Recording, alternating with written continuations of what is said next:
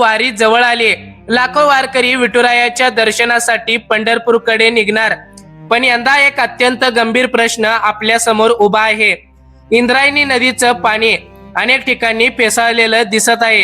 हे दृश्य पाहून अनेकांच्या मनात प्रश्न निर्माण होत आहेत। हे नेमकं का होत आहे?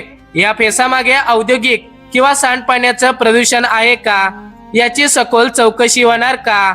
वारकरी या नदीला केवळ पाण्याचा प्रवाह मानत नाहीत, तर ती त्यांच्या श्रद्धेचा भाग आहे। अशा नदीची अवस्था जर अशी होत असेल तर हा केवळ पर्यावरणाचा नाही तर श्रद्धेचाही विषय आहे। आज गरज आहे ती दोषारोपांची नाही तर तातडीच्या कारवाईची। नदीत कोणतं पाणी सोडलं जातंय, ते कोणाकडून येतंय, नियमांचं उल्लंघन होत आहे का?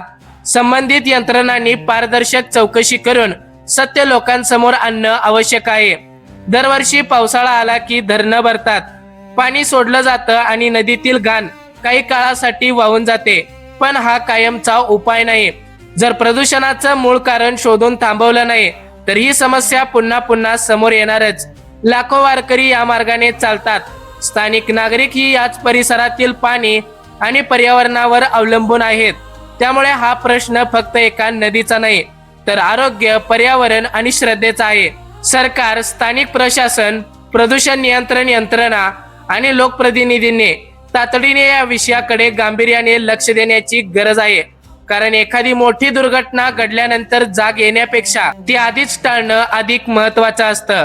तुम्हाला वाटत असेल की इंद्रायणी नदी प्रदूषण मुक्त झाली पाहिजे तर हा व्हिडिओ जास्तीत जास्त शेअर करा। तुमच्या व्हॉट्सअप ग्रुपवर, तुमच्या गावातील ग्रुपवर सर्वत्र शेअर करा। अशाच महत्वपूर्ण आणि माहितीपूर्ण अपडेटसाठी आताच आपल्या बोलगड्या मराठी या युट्यूब चॅनेलला सबस्क्राईब करा। भेटूया पुन्हा एकदा अशाच माहितीपूर्ण व्हिडिओ सोबत। तोपर्यंत रामकृष्ण हरी माऊली।